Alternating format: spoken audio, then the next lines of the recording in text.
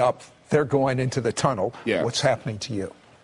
The angel and I are speeding through the heavens very, very quickly, and so fast that I really couldn't see the planets or the stars. And then we landed in heaven.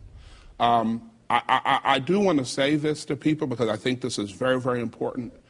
People need to really give themselves to Messiah Jesus and go to heaven. And here's the first reason why. There's such joy there. The Apostle Peter said, it is joy unspeakable and full of glory. My experience, I would say it this way. It's joy indescribable and full of glory. And the minute I landed in heaven, Sid, this joy exploded on the inside of me. Yes, there's joy. If I could say this, the Lord is full of joy himself. Okay? And the people are full of joy.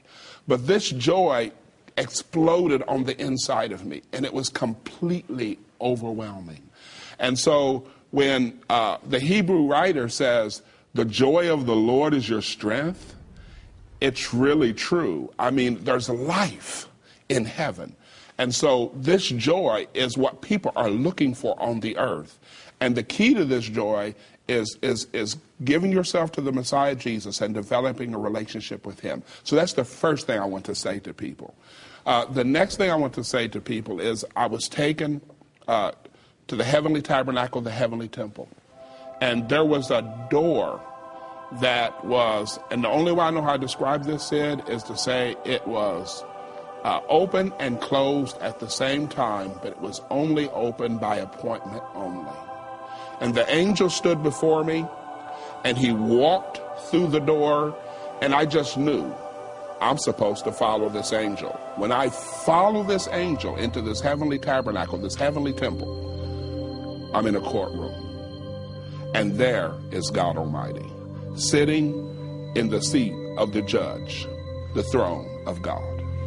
And I could not see God Almighty clearly. I saw this brilliant white light, this being of light, and this glory cloud that surrounded him. And I knew that I was in the presence of God Almighty. The next thing I did, Sid, is I looked to my right because I just felt. It's an interesting thing about when you're in heaven, sometimes you just know things. You just know what you're supposed to do. And I looked to my right, and there I saw the Messiah Jesus as my heavenly attorney, as my heavenly representative, as my great high priest, and as my intercessor. And Jesus is the loveliest person I've ever seen. And so you were like in a heavenly courtroom. A heavenly courtroom. And you were given insight into what we're going to be judged on here on earth. What God said to me was this. He said, take notes and learn. He said, now the time has come for judgment to begin at the house of God. And instantly I understood that what God meant was that he was measuring people. Now, it's very important for me to say this, Sid. God was not mad. God was not upset. God was not angry. God, his heart was full of love, but yet I had this incredible sense of his absolute holiness and righteousness, and he wanted me to understand his standard, as it were, of judgment. And it had to do with love. And that's what began the change on the inside of me. And so this love really was vertical and it was horizontal. When I say vertical, I mean how we worship God through the Messiah Jesus, and it's horizontal in terms of our relationships. And so the Messiah Jesus said this, you shall love the Lord your God with all your heart, your soul, your mind, and your strength. And in the very same way I've loved you, the very same way I've loved you, love each other.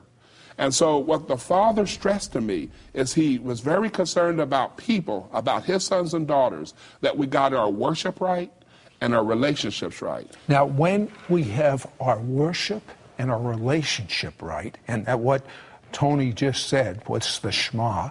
Love the Lord your God with all your heart, all your mind, all your soul, and love your neighbor as yourself, worshiping God and relationships and love with one another. it creates an atmosphere for miracles. Tell me one miracle that has occurred when you